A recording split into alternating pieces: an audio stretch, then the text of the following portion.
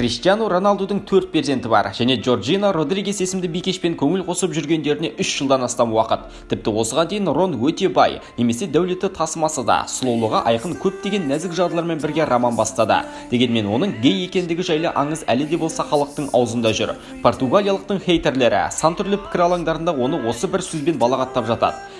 Криштиану сөзсіз өзінің сыртқы келбетіне уақытын молынан бөледі, кейде макияж қолданып жатады. Бірақ бұл ештеңені де білдіреді деп айта алмаймыз. Ендеше Роналду гей деген желікпе сөз қайдан шықты? Бүгінгі видеода осыған жауап тауып көреміз.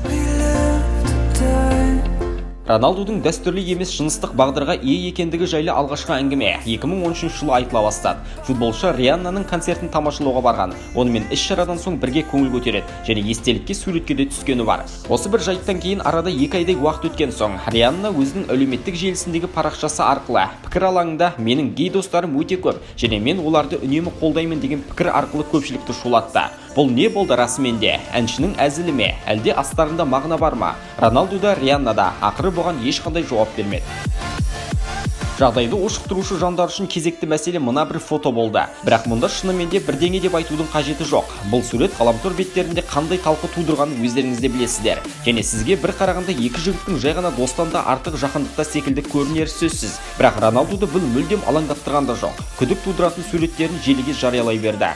Роналдудың кикбоксшы Бадр Харимен түскен фотосы үлкен дау-дамай тудырды.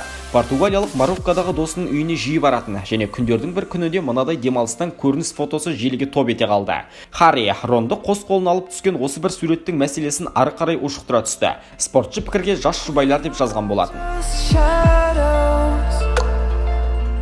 Ендігі кезекте бүкіл әлем, соның ішінде бүкіл ақпарат көздері Роналдуды гей деп жазған ең ауқымды себепке тоқталсақ. Бұл Роналдудың Кокемен алаңда сөзге келіп қалуы. Бұл жайт 2016 жылы орын алды. Сол уақыттары баспа беттеріне жаға ұстатар диалог көрініс берді. Атлетико ойыншысы Крироны қыстеке деп айыптады. Ал жауабы былай болды.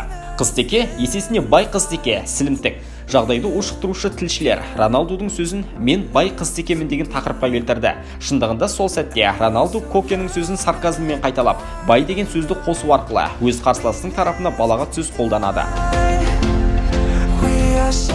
Бұдан да өзге сан түрлі кішігірім себептерді тауып адамдар оны желіге жүктей берді. Олардың қатарында алаңға жүгіріп шығып Роналдуды сүйген фанат және Роналду мен Дибаланың биылғы маусымда парма қақпасын соққан голдан кейінгі күдікті сүйісі.